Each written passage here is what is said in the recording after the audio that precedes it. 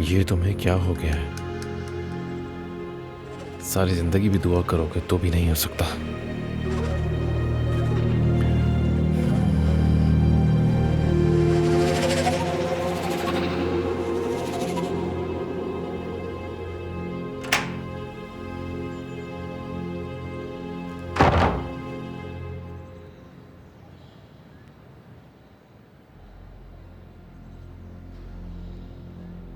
क्या हुआ? ऐसा लग रहा है जैसे जिन देख लिया हो। आओ बैठो, कुछ जरूरी बातें करनी है तुमसे।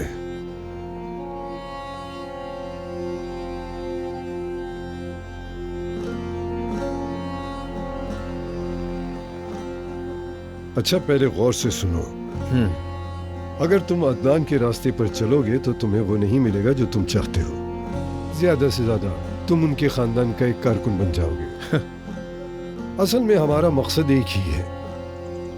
तुम वो चाहते हो जो उनके पास है, और मैं भी वही चाहता हूं जो उनके पास है। ऐसे ही है ना?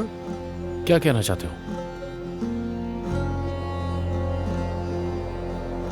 ज़मरूद को कैसे देखते हो मैंने देखा है, लेकिन फिक्र मत करो, ये हमारा राज है। मैं किसी को कुछ नहीं कहूंगा। तो भाई मेरी बात सुनो, मेरे साथ रहो।